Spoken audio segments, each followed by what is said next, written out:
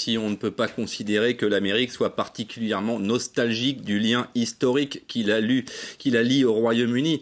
L'influence britannique dans ce pays est évidemment incontestable. Et même si les présidents américains ont parfois été considérés comme des goujats par le protocole et par la reine Elisabeth, sans qu'elle n'ait d'ailleurs jamais rien formulé de tel, l'écrasante majorité des traditions diplomatiques, économiques ou encore militaires pratiquées de ce côté de l'Atlantique sont héritées finalement de la monarchie britannique. Tout ici, de l'architecture aux costumes, des règles de la finance aux traditions des armées rappellent cette filiation. La reine Elisabeth a connu personnellement presque un tiers des présidents américains, une longévité unique dans l'histoire et qui ne reverra plus jamais d'équivalent, on peut s'avancer. La reine Elisabeth n'avait pas encore été couronnée lorsqu'elle a rencontré Truman à Washington, à la Maison-Blanche, en 1951. Mais c'est probablement les souvenirs de la Seconde Guerre mondiale qui ont créé un lien cette fois extrêmement fort entre la reine et le président Eisenhower. Les deux dirigeants ont échangé d'ailleurs une longue correspondance qui s'est poursuivie bien au-delà du mandat d'Eisenhower et en réalité jusqu'à sa mort en 1969.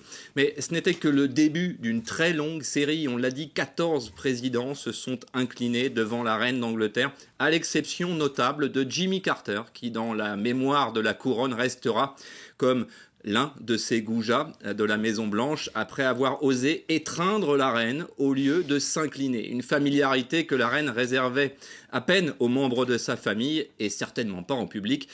Seule Michelle Obama s'était permise, elle aussi, une familiarité équivalente.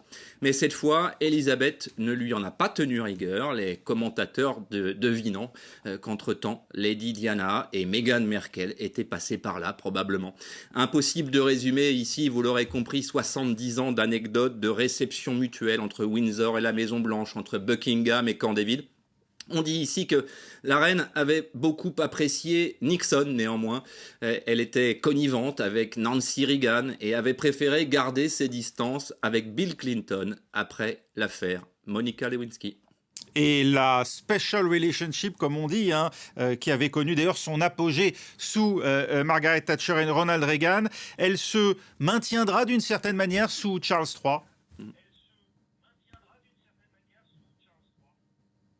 Oui, c'est absolument inévitable. Tous les présidents américains successifs ont repris cette formule. Vous savez, on entend souvent le commandant en chef de la Maison-Blanche dire que la France est son plus vieil allié, mais que finalement le Royaume-Uni est son allié le plus fidèle. Il est inimaginable qu'il y ait une rupture post-Élisabeth II.